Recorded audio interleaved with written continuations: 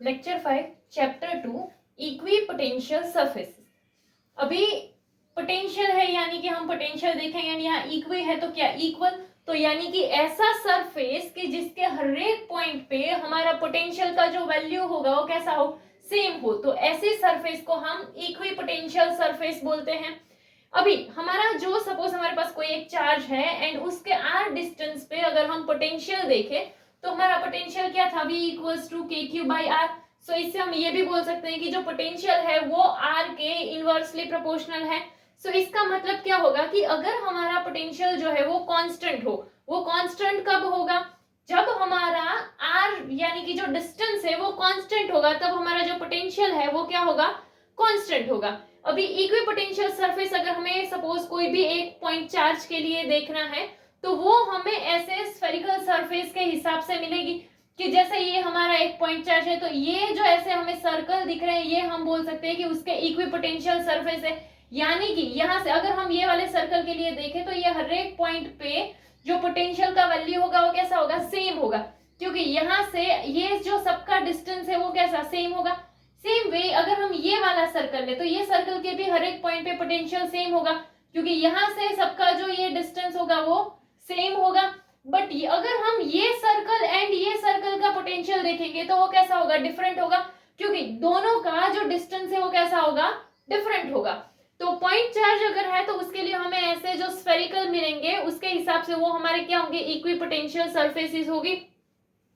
अभी हमने एक चीज देखी थी कि जो फील्ड लाइंस होती है कोई भी पॉइंट चार्ज के लिए, जो फील्ड लाइंस होती है वो चार्ज से शुरू होती है या तो चार्ज पे एंड होती है। ये हमने फर्स्ट चैप्टर जब पढ़ रहे थे तब देखा था कि कोई भी चार्ज है उसके लिए जो फील्ड लाइंस ड्रॉ करते हैं तो वो फील्ड लाइंस पॉइंट चार्ज से शुरू होती है या तो पॉइंट चार्ज पे एंड करती है। अभी ये किस पे डिपेंड करता था कि वो शुरू हो गया एंड, तो जो हमारा चार्ज है वो पॉजिटिव है या नेगेटिव है उस पर डिपेंड करता था।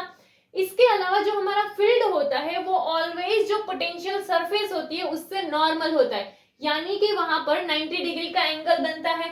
जैसे ये जो है ये हमारा ऐसे एक फील्ड लाइन है जो फील्ड शो करता है एंड ये हमारी इक्विपोटेंशियल सरफेस है, तो यहाँ ये दोनों के बीच का जो एंगल होगा वो क्या बना, 90 डिग्री बना। अगर हम यहाँ पर देखें तो ये हमारा फील्ड का डायरेक्शन ऐसा है, यहाँ पर ये हमारा इक्विपोटेंशियल सरफेस है तो यहाँ पर भी जैसा 90 डिग्री बना।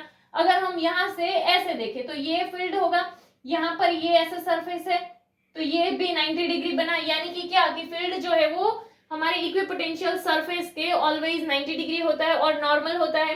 सेम वे हम ऐसा भी बोल सकते हैं कि जो हमारा ये सरफेस होता है वो सरफेस फील्ड के 90 डिग्री होगा और नॉर्मल होगा। अभी ऐसा क्यों होता है, क्योंकि अगर ये ऐसा नहीं हुआ तो उसके वेक्टर कंपोनेंट आएंगे। अभी जब भी इक्विपोटेंशियल सरफेस हो तो उसमें हम चार्ज को मूव करते हैं, टेस्ट चार्ज जो है उसे मूव करते हैं तो उसके ऊपर वर्क का जो वैल्यू मिलता है वो 0 होता है। बट अगर हमें कंपोनेंट्स मिले तो वर्क जो है उसका वैल्यू 0 नहीं मिलेगा। तो इसीलिए यहाँ पर कि हमारा जो है वो पोटेंशियल फील्ड के ऑलवेज नॉर्मल ही होता है। ये जो चीज मैंने बोली ये सिर्फ तुम्हारी अंडरस्टैंडिंग के लिए ताकि पता चले कि यहाँ पर वो ऑलवेज नॉर्मल क्यों होता है। अभी सपोज कि हम कोई यूनिफॉर्म इलेक्ट्रिक फील्ड ले, अभी इस टाइप का जो हम फील्ड ड्रॉ करते थे ये हमारा क्या होता था, यूनिफॉर्म इलेक्ट्रिक फील्ड होता था। अभी यहाँ पर कि हमारा जो फील्ड है वो क्या है, एक्स एक्सिस के हिसाब से हम ऐसा बोल सकते हैं कि लाइक अगर हम ऐसे 3D के हिसाब से देखेंगे तो ये हमारा एक्स एक्सिस होगा, ये वाई होगा एंड ये वाला जो है वो जेड होगा। तो हमारा फील्ड जो है वो ऐसे जा रहा है तो यानी कि फील्ड जो है वो एक्स एक्सिस के हिसाब से। तो उसके लिए अगर हम इक्विपोटेंशियल सरफेस लेते हैं तो वो हमें इस तरह से प्लेन के फॉर्म में मिलते हैं। तो यहाँ पर क्या होगा कि ये जो प्लेन होगा ना हमारा वो एक्स एक्सिस से परपेंडिकुलर होगा क्योंकि फील्ड ऐसे जा रहा है एंड इक्विपोटेंशियल सरफेस क्या होता है उससे नॉर्मल, तो इसीलिए ये प्लेन ऐसा एंड ये ऐसे, तो ये यहाँ पर ऐसे 90 डिग्री बनेगा तो उससे नॉर्मल होगा। एंड वाई जेड यानी कि ये एक्सिस एंड ये एक्सिस में तो हमारा ऐसे प्लेन होगा तो इसीलिए वो क्या वाई जेड प्लेन जो है उसके पैरेलली हमारा ये प्लेन जो है वो आया हुआ होगा। इसके अलावा अगर हम देखें तो कि यहाँ पर क्या होगा, इक्विपोटेंशियल सरफेस अगर ये है तो यहाँ पर कि इस प्लेन के ये हर एक पॉइंट के लिए जो है वो हमारा पोटेंशियल सेम होगा, इस प्लेन में भी हर एक पॉइंट पे हमारा जो पोटेंशियल होगा वो सेम होगा। बट यहाँ पर क्या होगा कि इस प्लेन में एंड इस प्लेन में जो पोटेंशियल होगा वो सेम नहीं होगा। बट लाइक ये प्लेन है तो इसमें हर एक पॉइंट के लिए पोटेंशियल सेम होगा, इसमें भी सेम होगा हर एक पॉइंट के लिए, बट इसका और इसका जो है वो सेम नहीं होगा। तो ये जो है हमारे इक्विपोटेंशियल सरफेसेस हमने देखे यूनिफॉर्म इलेक्ट्रिक फील्ड के लिए। इसके अलावा यहाँ पर जो है ये हमें डाइपोल एंड जो है दो पॉजिटिव चार्जेस के लिए दिया हुआ है, दो पॉजिटिव चार्जेस या तो दो नेगेटिव चार्ज जो है वो ले सकते हैं। इन शॉर्ट यहाँ पर ये वाला जो है वो हमने लाइक चार्जेस के हिसाब से लिया एंड ये डाइपोल के हिसाब से लिया। ये डाइपोल है ऐसा क्यों बोल रहे हैं, क्योंकि यहाँ पर नेगेटिव चार्ज है एंड यहाँ पर पॉजिटिव चार्ज है। तो इसके लिए अगर हम देखें तो देखो यहाँ पर ये जो सारी लाइंस है ना, ये सारी कैसी है, ये क्लोज है, यहाँ पर भी एक क्लोज, बट वो इस साइड जाएंगे तो जैसे वो एक दूसरे से कैसे हैं, दूर दूर के हिसाब से, क्योंकि यहाँ पर अनलाइक चार्जेस से अट्रैक्शन हो रहा होगा।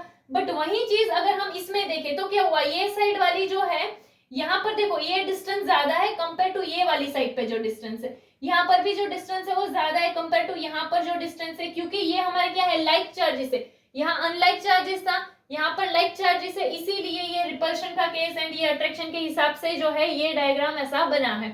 तो ये जो हमने देखा वो हमने इक्विपोटेंशियल सरफेसेस देखी। मेनली जो याद रखना है वो सिर्फ क्या है कि ऐसा सरफेस कि जिसमें हर एक पॉइंट के लिए जो पोटेंशियल होगा उसका वैल्यू हमें सेम मिलेगा।